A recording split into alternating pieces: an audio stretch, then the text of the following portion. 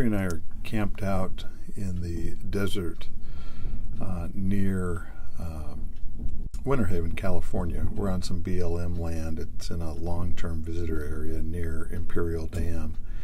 And we pulled in and got a really nicely secluded spot. There's a lot of people around here, but we got a spot kind of all to ourselves. We pulled in and I started to level the RV, and a hummingbird came up and checked us out.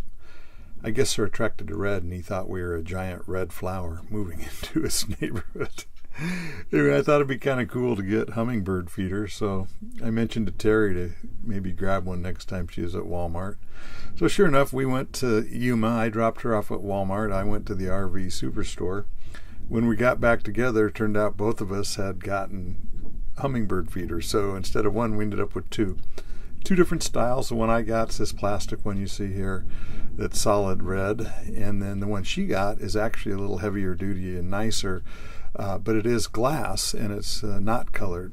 But I can't tell the difference between the two of them as to which one is more attractive to hummingbirds. They seem about the same.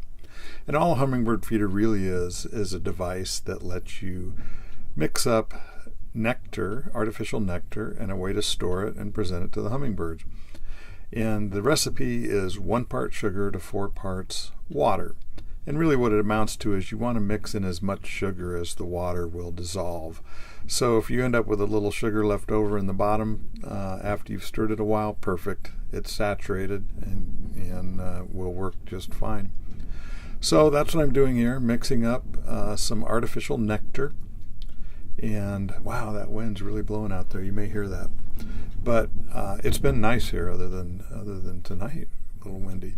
But you mix up the nectar, and then you put it into the hummingbird feeder, and they both work the same way. It basically you fill the container up, put the lid, and I guess you would call it the trough. I'm not sure what you refer to that part as, but it's the part that holds the nectar and lets the hummingbird get to it. You put that on and then turn it back over, and that's pretty much all there is to it. I got a couple of hooks that clamp on, and we got these at Walmart. They clamp on to the mirror supports and give us a way to hang the hummingbird feeders right in front of the windshield. And that lets us be able to watch these hummingbirds in comfort sitting in the passenger or driver's seat. As long as you don't move too rapidly or suddenly, it doesn't seem to bother the hummingbirds to have you sitting there. In fact, they occasionally kind of pop their heads up and just look right at you, kind of checking you out and see what you're doing. But anyway, we've had a lot of hummingbird visitors, and some of them are just gorgeous. They've got these ones called Anna's hummingbirds that have a red head and green, almost iridescent feathers. But anyway, it's been a lot of fun. I hope you enjoyed the video.